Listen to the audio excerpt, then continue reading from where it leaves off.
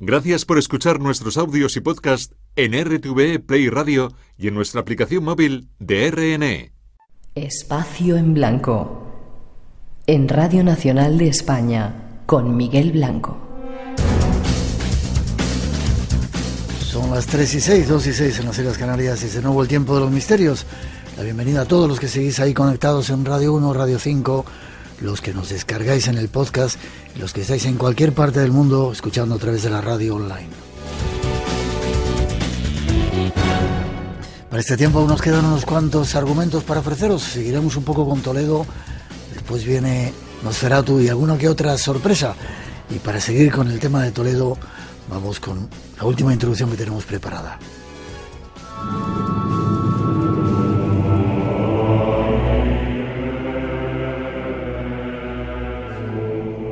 Toledo, además de estar cargada de historia y leyendas, está repleta de lugares mágicos.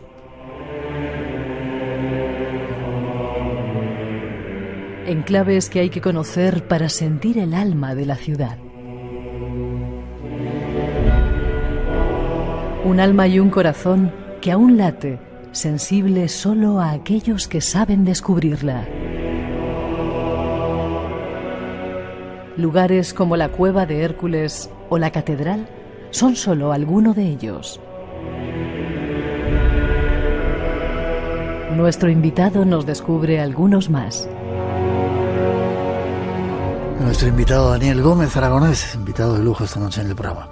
Doy un salto atrás y sigo con esas procesiones espectrales. Dices que en la catedral de vez en cuando se escuchan y se oyen, se escuchan ruidos y se ven luces, y que tú ves de vez en cuando algo. Te has quedado ahí, dime. Yo quiero pensar que... Yo soy un poco muy fan de Expediente X. Había una máxima que era I want to believe, quiero creer. Claro. Y yo quiero creer siempre. Nos hemos quedado en esa situación en la cual había luces extrañas y ruidos raros. Un viajero, atraído por toda esta cuestión, decidió colarse en la catedral. Se escondió en un confesionario y esperó a que todo el mundo se marchase. ¿Qué pasa? Que tuvo mala suerte, se quedó dormido. Pero, en mitad de la noche, unos ruidos lo despertaron. Unos ruidos sobresaltaron. Salió del confesionario y ¿qué se encontró? Al más puro estilo Santa Compaña, una comitiva espectral que salía desde la cripta de la catedral y que iba rezando en todas y en cada una de las capillas de la catedral. Una comitiva espectral que iba encabezada por un personaje destacado. Todos iban esqueléticos, todos esos miembros de la comitiva espectral eran miembros esqueléticos, por decirlo de alguna manera. Y este personaje que encabezaba esa comitiva tenía una espada, algunas versiones de la leyenda dicen que un bastón de mando y una mitra. Era el obispo de Zamora, el obispo Acuña, que con su séquito de comuneros toledanos estaba sufriendo su penitencia por haber interrumpido, por haber hecho el sacrilegio de profanar el oficio de tinieblas. Era condenado a durante todas las Semanas Santas aparecerse y concluir ese rezo. Una vez que el rezo terminaba, volvían a esconderse en la cripta de la catedral. Según la leyenda, el viajero salió, lo contó, rezó y murió.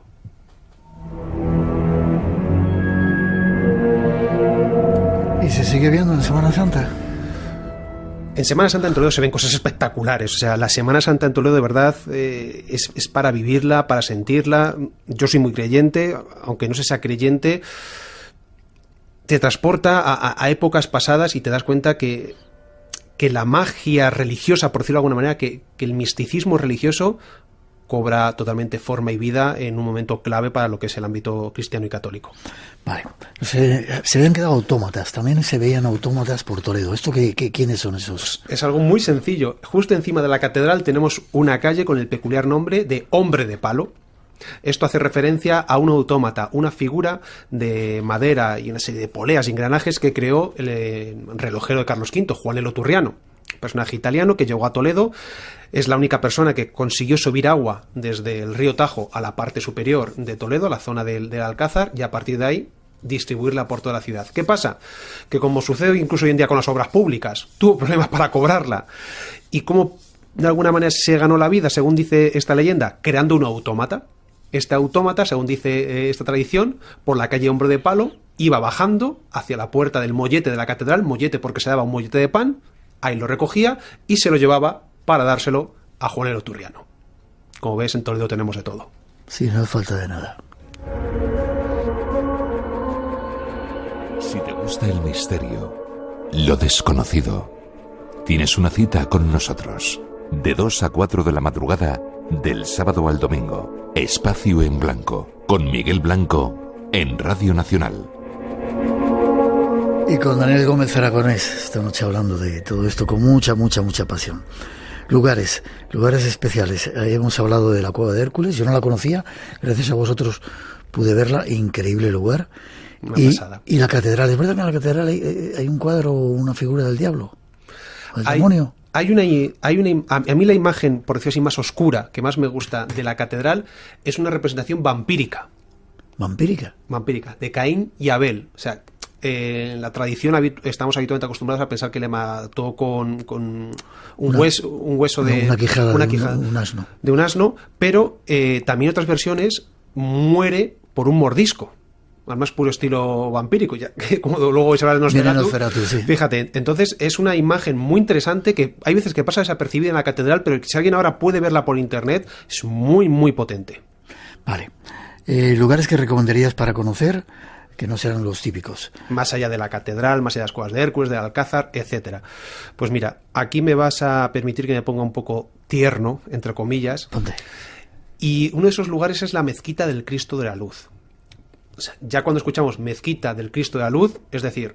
Qué raro, ¿no? Algo está pasando, algo falla. Bueno, es Toledo, todo es posible. Y te digo esto porque aparte de que es un edificio precioso, es el edificio antiguo, mejor conservado de Toledo, la leyenda vinculada a la Mezquita del Cristo de la Luz a mí me lleva a mi infancia, cuando estaba en tercero o cuarto de la EGB, y ya nos comenzaban a hablar de las leyendas toledanas, porque gracias a Dios yo tuve muy buenos profesores y me hablaban ya de leyendas de Toledo. Y me hablaron de la leyenda de Mezquita del Cristo de la Luz, y es una de mis leyendas favoritas, y la voy, si me permites, muy brevemente, sí, nos lleva a la reconquista de Toledo. Alfonso VI entra en la ciudad y se dirige hacia la zona de Zocodover y la zona del Alcázar. La plaza de Zocodover, la plaza más destacada, y la zona del Alcázar. Pero cuando llega a la altura de esta mezquita, su caballo se pone de rodillas, no quiere avanzar. Él lo golpea con las espuelas, pero el caballo no se mueve.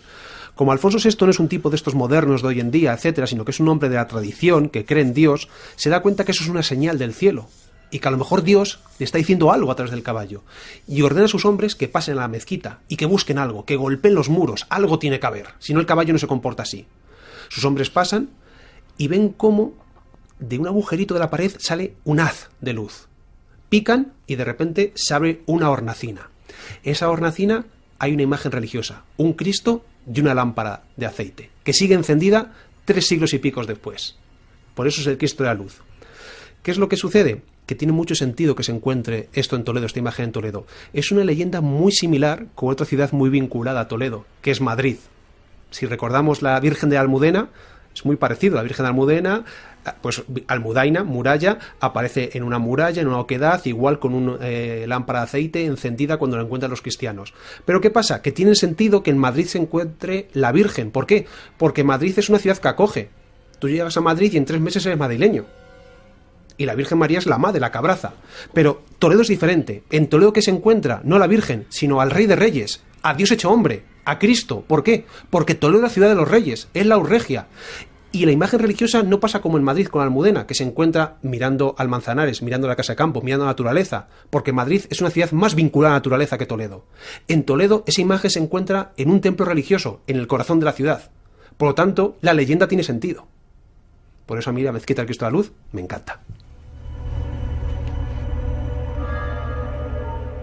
Hablábamos antes de los romanos. ¿Se puede ver el circo romano? Se pueden ver restos del mismo, teniendo en cuenta los otros circos romanos que tenemos en el antiguo territorio imperial. Está medianamente bien conservado, se ha hecho una importante obra, porque antes aparcaban los coches encima, etcétera, y algo del mismo puede visitarse, pero aún así yo creo que habría que hacer una mayor labor de recuperación, de divulgación y de actuación. Vale. ¿Algún otro lugar? Nos quedan 2 minutitos pues que nos recomiendes de ver. Voy a hacer un poquito de trampa, si me permites. Vale. Es un lugar que tú conoces bien, que se llama el Museo de la España Mágica. ¿Qué sitio? Está muy cerquita de la catedral, en la calle Cardenal Cisneros número 12, y es una antigua casa islámica del siglo X. ¿Qué es lo que pasa? Que a principios del siglo XIII se levanta la catedral y se ponen varios metros de cimientos. Lo que está alrededor queda por debajo, se pone una bóveda y se reaprovecha el espacio hueco.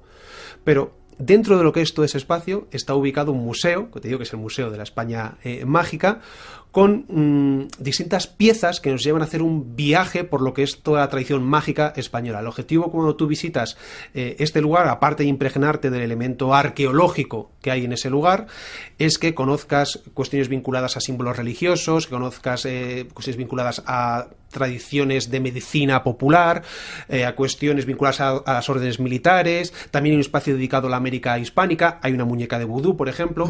Vengas de Bilbao, de Sevilla, de Albacete, de Venezuela, de Colombia, de Cuba, que sepas que allí hay algo vinculado a tu tradición mágica.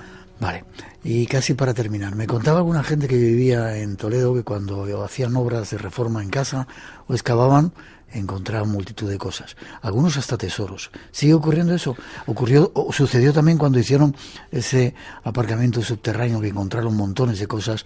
Hay un Toledo subterráneo bastante desconocido. Totalmente. Fíjate, hablando con amigos, por ejemplo, de Granada, en Granada lo habitual, entre comillas, cuando levantas es encontrar restos de época islámica. En Mérida, entre comillas, lo habitual es encontrar cuando levantas restos de época romana. Pero en Toledo, cuando levantas, puedes encontrar de todas las épocas una mezcladas con otras. Es así. Y no solo en el casco antiguo, sino prácticamente en 10 kilómetros a la redonda hay restos arqueológicos. O sea, una de las cosas que tiene Toledo es que año tras año pueden aparecer restos arqueológicos interesantes. Por eso yo siempre digo a la gente que venga a Toledo una y otra vez, porque aunque tú hayas vivido en Toledo 40 años, es una ciudad que siempre te va a sorprender. O sea, su magia, en el amplio sentido de la palabra, es tan grande que incluso 2000 y pico años después de haber hecho un recorrido histórico y legendario brutal, nos sigue tocando el corazón. Y es curioso porque durante mucho tiempo aparentemente Toledo estaba como dormido. Sí. Había muchas casas desiertas, abandonadas. Sí. Sin embargo, parece que ahora ha resurgido. Sí. Es cierto, y es muy interesante lo que comentas, Miguel. Toledo, desde muy finales del siglo XVI hasta prácticamente finales del siglo XX, sufrió una crisis y decadencia tremenda. Paulatina, se estabilizaba, pero ahí ha estado pues, lo que es todo el proceso histórico de España aplicado esos siglos a Toledo. Y desde finales del siglo XX hasta ahora, parece que es una ciudad más dinámica, ¿no? Con más chispa. Esa crítica de ciudad inmovilista parece que poco a poco se va quedando atrás. Y yo creo que Toledo es una ciudad con un pasado esplendoroso, pero con un futuro magnífico. Eso que crees haber soñado. Eso que no te atreves a sentir. Forma parte de ti. Espacio en Blanco. El misterio que va contigo. El misterio que hay en ti. Hola, soy Maika de Antonio, desde Malta. Un saludo para todos los oyentes de Espacio en Blanco.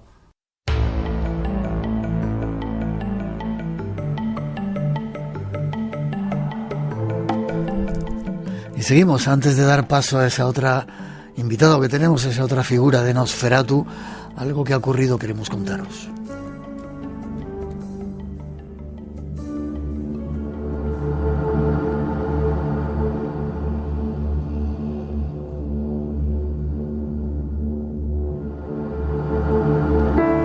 Esta semana a las puertas del Congreso ha ocurrido algo que queremos enfatizar. Uno de los protagonistas es un compañero nuestro científico de confianza, Fernando Valladares. Buenas noches, Fernando. Hola, buenas noches. ¿Qué tal estáis? Pues mira, preocupados. Déjame que pongamos un corte de la que liasteis. Los científicos tenemos que salir del laboratorio a explicar a la gente lo que está pasando, para que se nos escuche y para que se traslade a la acción lo que sabemos que está pasando. No es el futuro, es el presente lo que está en juego, el presente de todos nosotros. Estamos aquí, científicos y científicas, en pánico. ¡En pánico! Nuestros representantes no están actuando. No somos nada y nos jugamos todo. ¿Cómo es posible esto? Desde el punto de vista científico no hay sensatez. Se nos ha olvidado la sensatez. ¿Dónde quedó la sensatez? ¿Qué tiene que contar la prensa que no se haya contado ya? ¿Cómo tiene que hablar la ciencia para explicar que el presente está aquí? Que las personas están muriendo hoy, que no son cálculos, que no son modelos, que es la realidad. Y el futuro solo va a peor si no lo tomamos en serio. ¿Qué pasaba, Fernando? ¿Qué pasaba en el Congreso? ¿Pánico, sensatez, realidad? Madre mía. Me ponen los pelos de punta solamente escucharlo, ¿eh? Totalmente, yo también escuchándome. Pues mira, llevamos una semana de rebelión científica. Los científicos, con la publicación de la tercera y última parte del 6º informe del panel sobre cambio climático, pues hemos decidido pues probar nuevas formas de expresarnos, porque con artículos, informes, conferencias, pues llevamos 30 años así y el cambio climático sigue avanzando. Los políticos, los gobernadores, los responsables de las empresas no terminan de dar los pasos decisivos y en muchos casos se nota perfectamente que hay una intención de frenar la acción climática, ¿no? Entonces, muchas veces decimos la tremenda paradoja de que la inacción climática no es inacción, es una tremenda acción para que no pase nada, ¿no? Así que saltamos al Congreso, una acción programada de la mano de Extinction Rebellion y de Scientist Rebellion. En 25 países del mundo se han hecho cosas parecidas estos días, en 4 países de África. Tú imagínate, países africanos, con lo que cuesta hacer cualquier cosa allí. Pues en 4 de ellos se han hecho cosas parecidas y nosotros nos temblaban las piernas, que los científicos no estamos habituados a estas cosas. Ya me veías en la voz, yo me escucho y se me ponen también los pelos, la carne de gallina, ¿no? Tenemos que probar nuevas narrativas y estamos ensayando, balbuceando un nuevo lenguaje para transmitir la alarma, que no puede ser que por un lado estemos constatando la rapidez con la que avanza el cambio climático y por otro lado la inacción tremenda de nuestros gobernantes y las empresas poniendo palos en las ruedas a cualquier negociación. Ya. Aparte de las guerras, desgraciadamente estamos todavía viviendo muchas, algunas silenciosas. El cambio climático es el mayor peligro al que se enfrenta el hombre y es inminente, ¿no? Ese es el asunto. Nosotros lo que estamos reclamando son básicamente, 3 cosas para intentar resumir. Es un informe de 3.000 páginas, es muy difícil de resumir, pero básicamente buscamos que se hagan conexiones, que las noticias no tapen unas a otras, que se relacione Ucrania y la invasión con los combustibles fósiles y por tanto con el cambio climático. La segunda cosa que pedimos es honestidad. Que seamos honestos. El propio Antonio Guterres, el secretario general de las Naciones Unidas, un hombre calmado, cuando tú lo ves, es un hombre tranquilo, que habla tranquilo, un inglés con mucho acento, y no pudo decir más veces que los gobiernos mienten, que hay falta de honestidad generalizada, que nos hacemos trampas al solitario, que así no vamos a ir. Y la tercera y última reivindicación es sensatez, eso que gritaba, que ahora cuando lo he escuchado digo, madre mía, los nervios de estar delante de la policía en el Congreso y la situación es súper tensa, ¿no? Los policías dándote muchas órdenes, tú que tienes la encomienda de decir no puedo forcejear, no tengo que correr, tengo que mostrarme sumiso y tal, y por otro lado una situación muy violenta. Tenía a mi lado una chica temblando, le pasaba el brazo un poco para tranquilizarla a ella y tranquilizarme yo mismo también. Estábamos todos fuera de nuestra zona de confort, que es un laboratorio, que es pues una charla como ahora en la que estamos teniendo, ¿no? Una revolución científica. Incluso los policías decían que bien con vosotros, ¿no? A pesar de esa manifestación. No, muchos policías realmente nos agradecían, en primer lugar, nuestra actitud civilizada. Déjame que me meta contigo. Mucha gente con este frío que está, de repente estos días de frío en Madrid, en España, inundaciones, unas lluvias tremendas, nos estamos empezando a dar cuenta de que el cambio climático, a pesar de lo que digan algunos políticos, ostras, Pedrín, ¿no? Bueno, ya te digo, o sea, el cambio climático va cada vez batiendo récords. Hace apenas unas semanas, simultáneamente en la Antártida y en el Polo Norte, teníamos extremos históricos de temperatura. 40 grados más en la Antártida, 40 grados. Wow. O sea, de estar a menos 70 o menos 60 a estar solamente, entre comillas, a menos 20. Y claro, una semana después se rompe un glaciar tremendo de 1.200 kilómetros cuadrados. Estas cosas afectan al nivel del mar. Pero es que hay ahora mismo decenas de millones de personas afectadas por el cambio climático. Muchas de ellas serán fallecimientos que podríamos evitar y que no estamos haciendo nada por evitarlos. Esto es lo que nos lleva a estas rebeliones. Ya. Crítica, habéis dejado el Congreso lleno de sangre. Eso dice alguna gente, ¿no? Cuando lo veíamos. Pues mira, si uno mira los titulares, la mitad de los titulares han pillado la idea y la otra mitad dicen activistas ensucian el Parlamento. Sí. Si esos que dicen eso se fijaran, era agua con remolacha. A los pocos minutos estaba más limpio el Congreso de lo que ha estado nunca. Entonces, si somos gente de bien, si no vamos a dañar nada. Lo que queremos es llamar la atención, ¿no? Y muchos policías lo captaron y nos daban un poco las gracias, como mientras nos pedían el DNI y nos van a sancionar. Claro, se nos va a caer el pelo, lo que hemos hecho está penado y nos van a caer algunas sanciones, pero una cosa es que te sancionen a las bravas y otras por las buenas, y los policías entendían, la mayoría de ellos, la situación, ¿no? Y algunos incluso nos llegaban a agradecer que rompiéramos un poco la rutina con el cambio climático y que estábamos en el fondo protestando por algo que es la salud de todos, que es el futuro de todos, pero como insistí ahí, también es el presente, que no hablemos tanto de lo que va a pasar dentro de 10 años, que está pasando ya, ¿no? Esa es la urgencia de la crisis climática.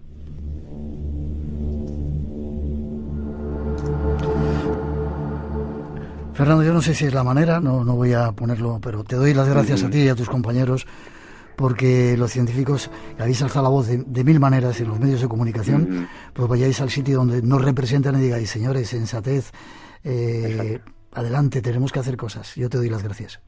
Bueno, y gracias a vosotros también por escucharnos, y entre todos espero que vayamos transicionando hacia un mundo un poco más, sensato y honesto. No pedimos cosas muy extrañas, ¿no? Que nos demos prisa porque esto nos está ganando la carrera. Forma de contacto, en tu página web tienes, creo, muchas de estas informaciones, ¿no? Sí, yo le digo a la gente que vaya a valladares.info o que me busque la salud de la humanidad en las redes sociales.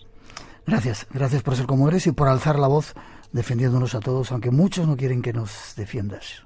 Exacto. Muchas gracias a vosotros. Un abrazo. Cuando vayas la próxima vez nos avisas, ¿vale? Vale, y vamos todos. Eso es. Fuerte abrazo, Fernando. Gracias. Un abrazote. Hasta luego.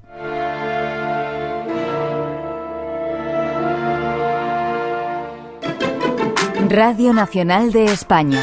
La que quieres.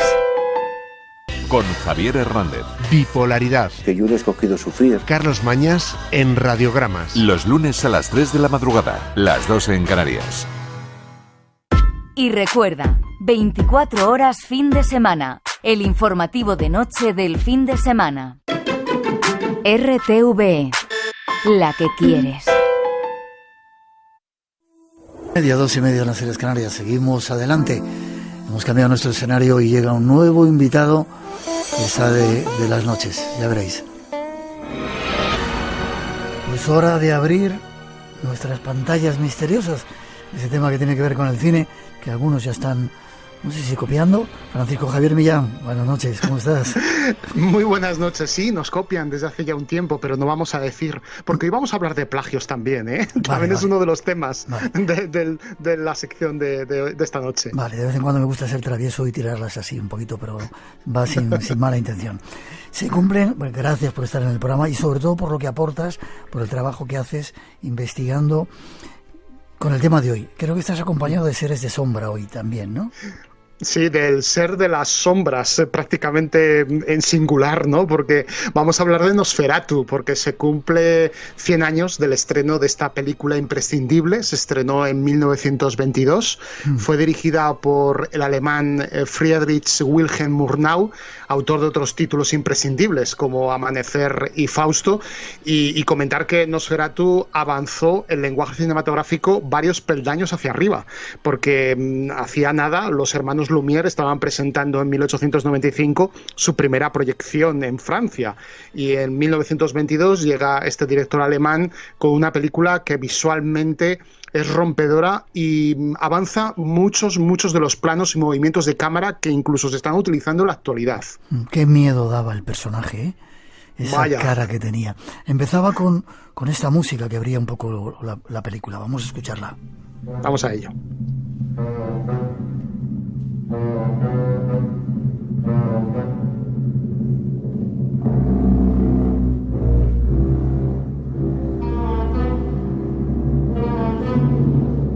Ya solo escucharla te pone un poco en antecedentes de lo que te espera, ¿no?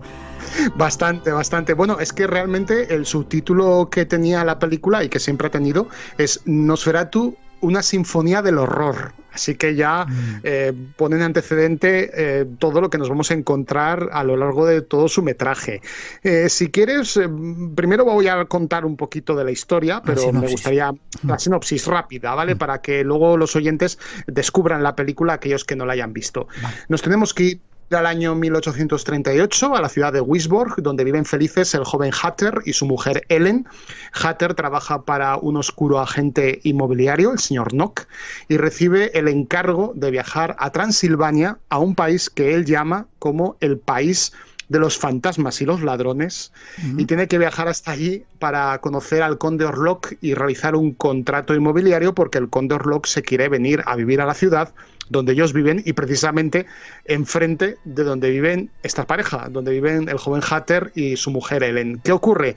Que cuando el joven Hatter llega a Transilvania, lo primero que se encuentra es a un grupo de lugareños dentro de una posada que tienen miedo atroz a acercarse al castillo del conde Orlok, porque evidentemente detrás de él hay una figura, que es la figura del vampiro. Hatter, cuando llega al castillo, descubre a un aristócrata un tanto excéntrico, pero a la noche siguiente descubre que en su cuello tiene 2 marcas. Él piensa que es de mosquitos, pero no, son los colmillos del vampiro, los colmillos del conde Orlok.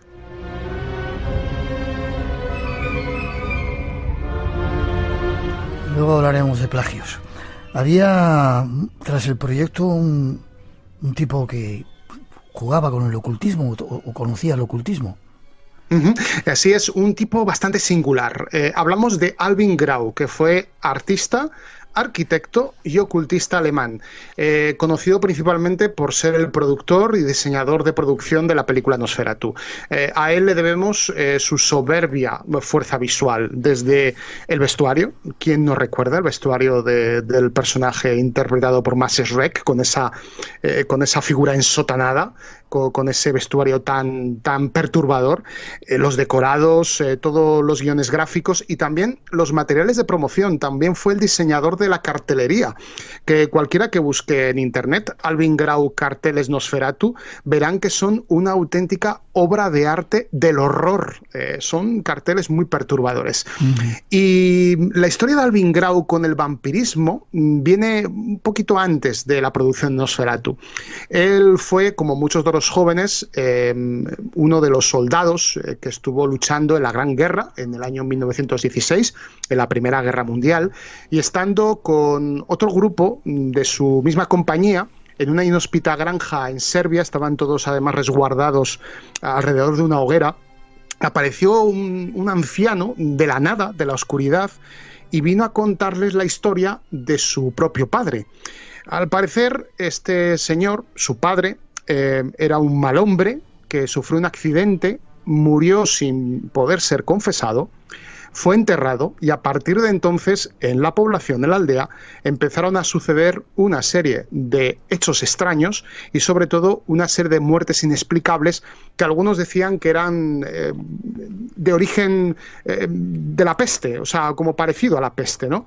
¿Qué ocurre? Que al final los lugareños llegan a la conclusión que aquel hombre es un vampiro y el propio hijo tiene que llegar hasta la tumba, desenterrar la tumba de su padre, clavarle la estaca en el corazón. Y cuando le clava la estaca, su padre se retuerce de dolor. Estamos ante la evidencia de un no muerto. Claro, ¿qué pasa? Que a Alvin Grau esta historia se le queda en la cabeza, se queda tocado con la historia, y al final, qué casualidad que Murnau le da el trabajo de su vida, el trabajo de llevar adelante el diseño de producción de Nosferatu.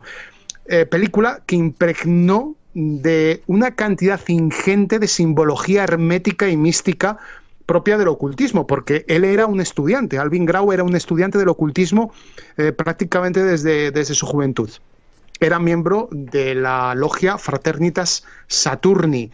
Y hay un momento en la película, además me fijé preparando el programa, revisionando la película, hubo una escena que dije, ¿por qué Murnau se para tanto a enseñar esto, ¿no?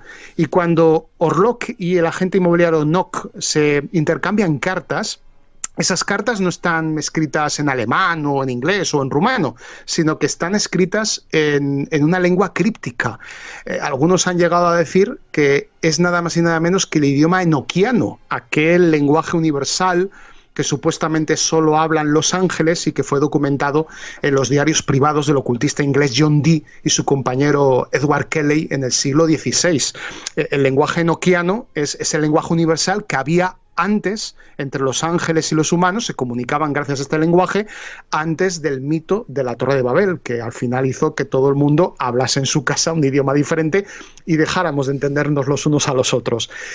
Alvin Grau, su pasión ocultista la lleva mucho más allá, se convierte en el gran maestre de la logia Lichtsudenbruder y se relaciona, entre otros, con el mago y alquimista Aleister Crowley. Y permíteme un pequeño apunte personal. Desde hace unos 2 o 3 años, Crowley aparece en mi vida en muchas de las cosas que hago. en muchos de los trabajos que preparo, en la documentación que he preparado de muchos programas de radio, incluidos los que hago contigo. Y fíjate, antes en mi vida Crowley no estaba tan presente, y todo a raíz del momento en que visité Boleskine House en verano del 2019 en las orillas del lago Ness, esa famosa mansión que albergó las supuestas ceremonias del Mago Negro. Es curioso. Sí, es curioso, pero ya sabes que nada ocurre por casualidad. No ocurre por casualidad. Y bueno, hablando de temas extraños, sí. Alvin Grau desapareció de la faz de la Tierra con la llegada de la Segunda Guerra Mundial. Algunos dicen que se fue a Locarno en el año 38, algunos dicen que después de la guerra regresó a Berlín y murió de viejo en el año 71, pero parece que hay muchos datos que apuntan a que fue asesinado por los nazis en el año 1942. ¿Por qué los nazis asesinan a un ocultista? Ahí lo dejo.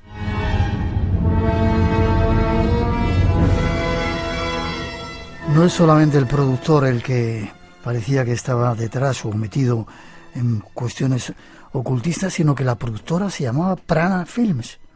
Sí, la propia productora tiene una simbología detrás. Este nombre, prana, es un término que en sánscrito significa fluido vital. ¿Y cuál es el fluido vital? La sangre. La sangre, el sacrificio de la sangre que tanto buscaban los ocultistas para que la luz triunfe sobre la oscuridad. Y el fluido vital de la sangre también está muy vinculada con el mito del vampiro. Pero, atención al dato. Prana Films tiene un símbolo, ya sabes que las productoras suelen tener logotipos, ¿no? Sí. Que las identifican. Pues el símbolo de Prana Films es un yin tumbado encima del yang, es decir, la luz blanca venciendo a la negra oscuridad. Y es que si uno entra en Nosferatu, ya desde la entrada de la película, desde los títulos de crédito, ya entras en un mundo de lenguaje esotérico, hermético, mítico, hasta el punto que toda la película, muchas escenas están plagadas de símbolos por todas partes, no solamente en el contrato inmobiliario, sino también en las paredes del manicomio donde encierran a la gente Nock, en el laboratorio del profesor Bulwer, que es una especie de Abraham Van Helsing, y yo creo, Miguel, que Alvin Grau no dejaba nada al azar, que todo esto nos lo estaba transmitiendo de alguna manera hermética, pero lo estaba transmitiendo al público en general. Me has preparado un diálogo perturbador. ¿Lo escuchamos? Bastante. Vamos a escucharlo. Lo escuchamos. Se llama Schreck. Max Schreck. Estuvo en la compañía Reinhardt cuando Murnau la dirigía. ¿Schreck? ¿Estás seguro del nombre? Es un actor de carácter. ¿Quién te ha dicho que él interpretará al vampiro? Herr Doctor, claro. No me suena ningún Schreck en la compañía Reinhardt. Herr Doctor me dijo que estuvo con Stanislavski en Moscú. Cielos, entonces es de la escuela rusa. Como parte de su preparación, sumerge su propia personalidad en la del personaje que interpreta. Por eso no viaja con nosotros. Por lo visto, lleva varias semanas en Checoslovaquia para absorber la atmósfera del lugar, supongo. Herr Doctor me dijo que cuando empecemos a rodar, Max Schreck aparecerá siempre totalmente maquillado y vestido como el vampiro. Y lo que es más, solo trabajaremos con él de noche. Toma ya. ¿Para acrecentar o para, no sé, llevar el mito hasta las últimas consecuencias, o hay algo más? Bueno, hay algo más, pero bueno, primero un pequeño apunte. La película se rodó a plena luz del día. No podían rodar de noche porque era el año 22, era un año donde la técnica para trabajar escenarios nocturnos era mucho más complicado. Y lo rodaron todo de día y luego Murnau puso diferentes escenas con diferentes colores. El azul cuando era noche y el amarillo cuando era de día. Y bueno, el actor que está detrás del personaje de Nosferatu es Friedrich Gustav Maximilian Schreck, Max Schreck. Y yo he trabajado con muchos actores que a veces aíslan, ¿no? Porque tienen un método de trabajo que hace que se concentren y muchas veces incluso no congenian con el resto del reparto, y no es porque sean extraños, sino que forma parte de su trabajo. Se meten tantísimo en el papel, es ese método Stanislavski al que hacía referencia el diálogo, que llega un momento en el que ni comen con el equipo. Entonces, ¿qué pasa? Que dentro del equipo empezó a haber una leyenda empezó a correr la idea de si este Max Schreck era un vampiro de verdad, y esta leyenda ha llegado hasta nuestros días también. Y yo creo que al final se junta la ficción y la realidad, ¿no? Como le pasó también a Bela Lugosi, que al final también se convirtió en un personaje que entre el mito y la realidad, y a Max Schreck le pasa esto. Lo único que un pequeño detalle, Schreck en alemán, ¿sabes lo que significa? No. Terror. Y el diálogo que hemos escuchado, por cierto, es de la película La sombra del vampiro, del año 2000, donde Willem Dafoe hace una interpretación fascinante de Max Schreck. Es una película un poco fallida, pero es bastante interesante como complemento al visionado de Nosferatu.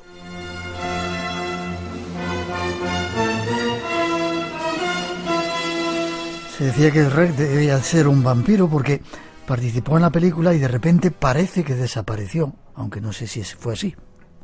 Sí, bueno, se dice que desapareció porque realmente a partir del estreno de la película Nosferatu no se le conocen muchas películas. Sí que volvió otra vez a trabajar con Murnau en Las finanzas del Gran Duque, pero su filmografía, en comparación evidentemente con Nosferatu, pues ya desmerecía, ¿no? Y era un hombre de teatro, volvió al teatro, realmente se dedicó toda su vida a la interpretación. Lo que pasa es que, claro, y esto sí que era real, él exigió aparecer siempre en escena vestido de Nosferatu y con las prótesis, por lo tanto no me extraña que su equipo quisiera ver un verdadero vampiro en su figura. Vamos con otra parte de música y vemos de dónde... Vale, esto es de la película Drácula. ¿Qué tiene que ver? De la novela. Perdón, de la novela. De la novela, exacto. ¿Qué tiene que ver esto con Nosferatu? ¿Hay alguna relación? Tiene bastante que ver. Primero vamos con la palabra Nosferatu. Vale.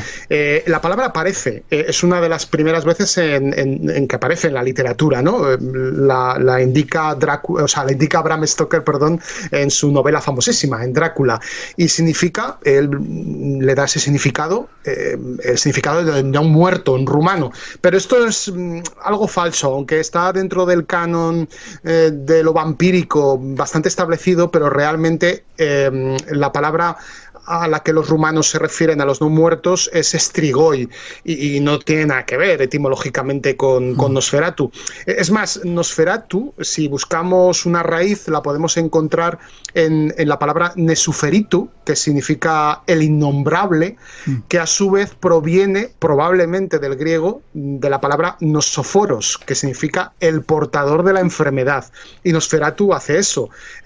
Nosferatu lo que hace es viajar desde Transilvania a la población donde viven los protagonistas en un barco cargado de ataúdes llenos de tierra de cementerio y mezclada en esa tierra, en ese mejunje, hay ratas que portan la peste, por lo tanto el portador de la enfermedad, Nosoforos.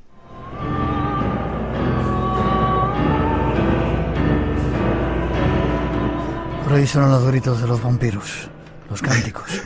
Los cánticos. Sí. Ahora sí vamos a ¿qué tiene que ver eso con la obra de Stoker? Bastante, porque Nosferatu, ya he contado antes el argumento, aparece un vampiro de porte aristocrático que compra una casa en una ciudad extranjera y se enamora de la esposa del protagonista. Esto es Drácula, Miguel, esto es Drácula. Entonces, ¿qué pasa? Que cuando los productores de Nosferatu quieren hacer la película, le encargan a un guionista llamado Henrik Galin que haga su propia versión de Drácula, pero le piden por favor que cambie los nombres, que cambie algunos detalles para que no se note mucho que han plagiado la novela. Fíjate si no se nota que el protagonista en la novela se llama Jonathan Harker y en la película se llama Hatter, así que cambian algunos nombres pero se les acerca. ¿Qué es lo que ocurre? Que Florence Stoker, la viuda de Bram Stoker, ve la película y entra en pleito con los productores de Nosferatu, hasta tal punto que el tribunal falla a su favor y hay una sentencia que indica que todas y cada una de las copias de Nosferatu se destruyan. Afortunadamente esto no ocurrió, se destruyeron algunas La propia Florence Stoker fue persiguiendo estas copias casi prácticamente toda su vida hasta que falleció, pero algunos coleccionistas privados y algunos cines, como la película se había distribuido a nivel internacional muy bien, había llegado a todos los puntos de Occidente, así que era muy difícil que la película se destruyera del todo. ¿Qué ocurre? Que también se comenta, Bram Stoker también estaba muy vinculado con logias ocultistas, y como antes te he contado que el productor había puesto muchos mensajes en la película, algunos dicen que si este enfrentamiento era más allá del plagio, sino que también era una logia ocultista contra otra, denunciando esos mensajes que habían sido mostrados de manera pública y libre para todos los espectadores.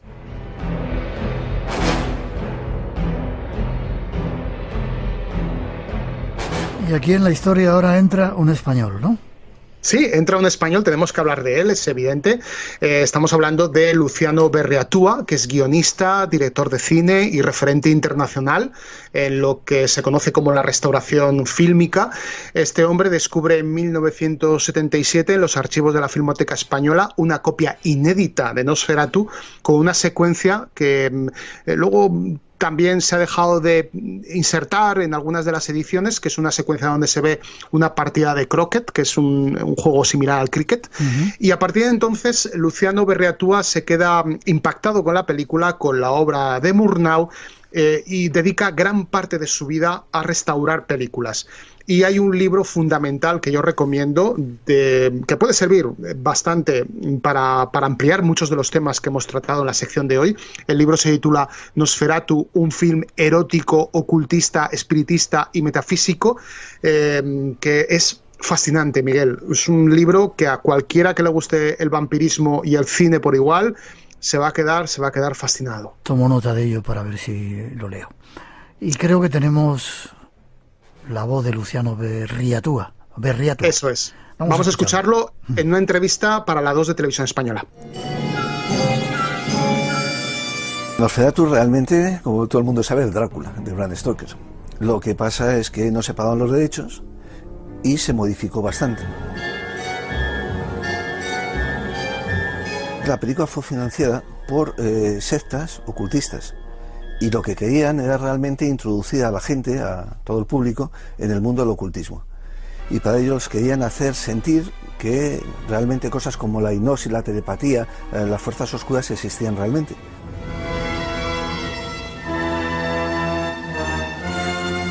Me están dando muchas ganas de volver a ver la película, ¿sabes? Creo que lo voy a Tienes hacer. que verla. Creo que esta misma noche cuando regrese a casa me la voy a poner un ratito para volver a verla, porque cuando dais datos como tú, los que estás aportando, abres los ojos y ves muchas cosas que se han pasado por alto, sobre todo todos esos símbolos esotéricos, ¿no?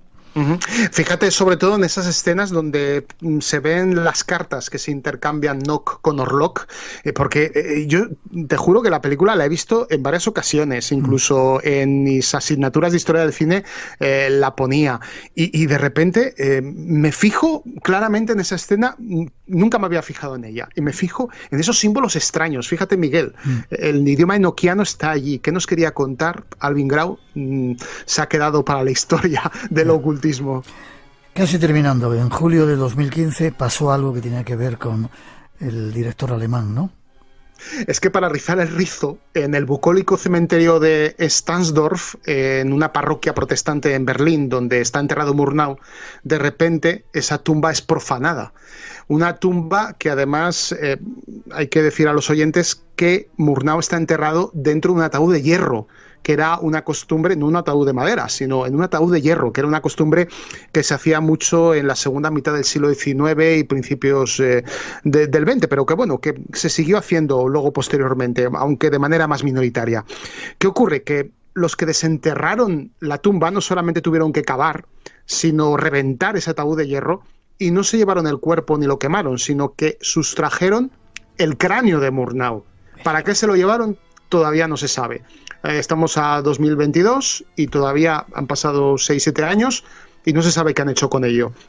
Quizás estamos viendo un acto también de alguna logia ocultista, de los hijos o nietos de esas logias ocultistas que crearon la película Nosferatu. quién sabe, se nos va a quedar esa duda para los siglos de los siglos, creo. Nosferatu, 100 años después, todavía sigue vivo.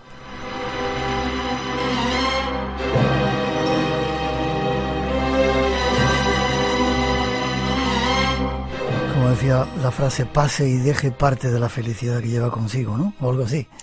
Algo así.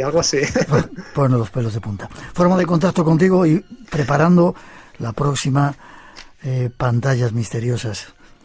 Como siempre, a través de mis redes sociales, con mi nombre, Francisco Javier Millán, y si no, venga, voy a decir también mi correo electrónico, fmillanalmenar@yahoo.com. Contesto a todos los correos y que la gente proponga películas que quieran que analicemos en el programa. Como siempre, un placer ir al cine contigo y verlo de esa otra manera que tú lo explicas. Me vuelvo a las sombras con el vampiro Nosferatu, querido Miguel. Que disfrute. Yo voy dentro de un ratito para ver la película y a tu lado. ¿Hay palomitas? Hay palomitas, venga, que las voy preparando. Gracias, fuerte abrazo. Nos vemos, un abrazo. Hasta prontito.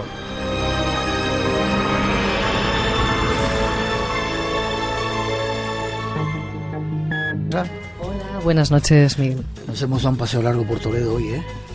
Largo y muy bello el paseo, la verdad. ¿Les ha interesado a los oyentes? Sí, han estado muy implicados. Toledo es una ciudad que apasiona, que gusta a todo el mundo. No hay nadie que visite Toledo que no se quede prendado, ¿no?, de esa ciudad. Entonces, escuchar a Daniel, pues es un privilegio, claro, contando su historia. Tenemos que volver a ver esas cosas misteriosas que hay. Mucha aceptación con esa invitación que hemos lanzado para ver el camino interior, esa cita que tenemos.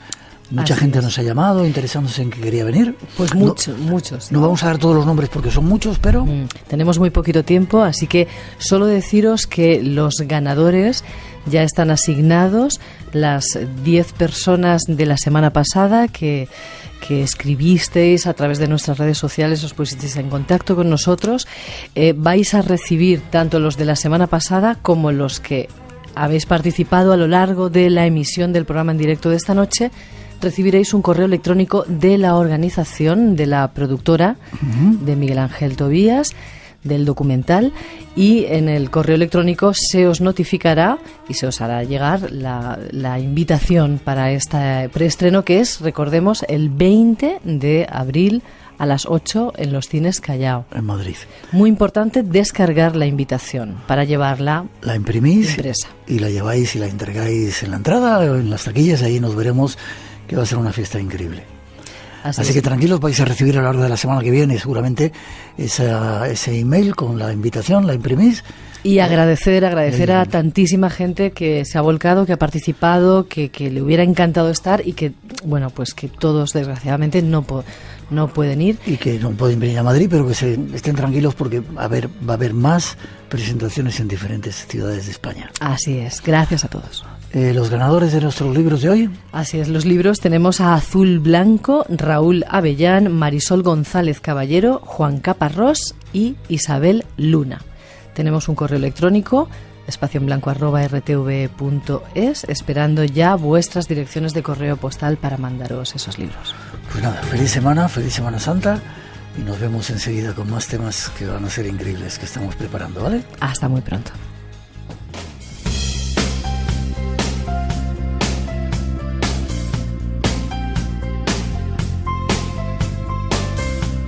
Nosotros por ahora terminamos. Llegan nuestras compañeras Lucía Zujeros y María Lladró con la información, toda la actualidad de las noticias de las 4, las 3 en las Islas Canarias.